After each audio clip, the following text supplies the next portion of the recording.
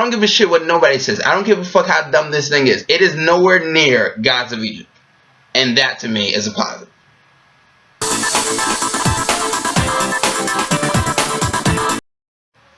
What is up, ladies and gentlemen, YouTube? That's right, I'm Chris, and today I'm going to be talking about London Has Fallen. So stay to the end. Don't be an ass or a dick and actually watch the whole video, comment, and subscribe. There it is, right here. Okay, so the basic thing of this is pretty much Mike Bannon and the president. They go to London. It turns out it's actually a death trap.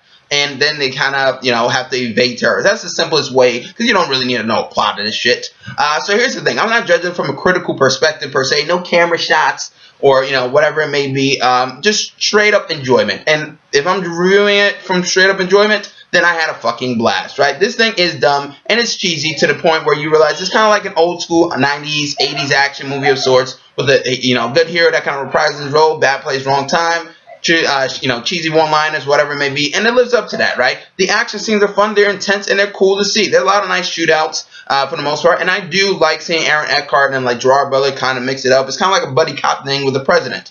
Now, some things that I think this movie kind of does a little bit better than the first is that you kind of care a little bit more about the characters, not necessarily because of the character development per se, but because you know them and you realize that these actors are having a good time kind of, acting with each other, and they feel very natural talking with each other. Like Gerard Butler and Angela Bassett, you kind of like their chemistry because they have good chemistry, and their moments that they kind of have with each other are very cool to see. Some other things is that this movie is, I think it cranks up a little bit more in the action, where this one is more open and wider space. They have a little bit more to do compared to the first one, which was more, contained in obviously the White House. Now, granted, some things that really don't work that well is particularly that the direction, I think, is a little bit of a step down, mainly because Anton Fuqua is not on board here. But the director does a good enough job here. Now, he's not fantastic per se, and the script is just, decent for the most part. But I'm not judging this sumbitch at the script. This shit is dumb. It's a dumb action movie, but sometimes I like a little dumb. And this is pretty much what it is, right? This is fast.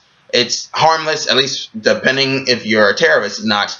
But, it is what it is. And you get a blast. Now, the only thing I would have to say is that if Aaron Eckhart constantly keeps getting kidnapped or in trouble, why don't they just leave Morgan Freeman as the president? Why don't they just give him the presidency right there? Because he's always picking up the reins, right? It's essentially the same formula as the first one. Carbon copy, just in London. That's the basic thing. If you enjoyed the first one, you're going to enjoy this one. That's just a straight up fact. It's a little bit dipped down in probably like some of the quality aspects. And there are some shitty CGI scenes that you just like, huh? But for the most part, this is a good enough sequel that I'd like to see a third one. And quite frankly, the first one was a better Die Hard movie than, the recent last Die Hards. That's pretty much what it is. But this was an enjoyable movie, right? It's not fantastic, but it does what it's supposed to do. And that is entertain your fucking ass off with explosions and fucking shootouts and all that whatnot. And witty one-liners, I guess. But that's my review. Comment, subscribe, and like. It's an enjoyable ride. I say you should actually go see it. Wait for the matinee, though. It's not Gods of Egypt, so there's that. But comment, subscribe, and like. I'm Chris Smith, and I'm signing out.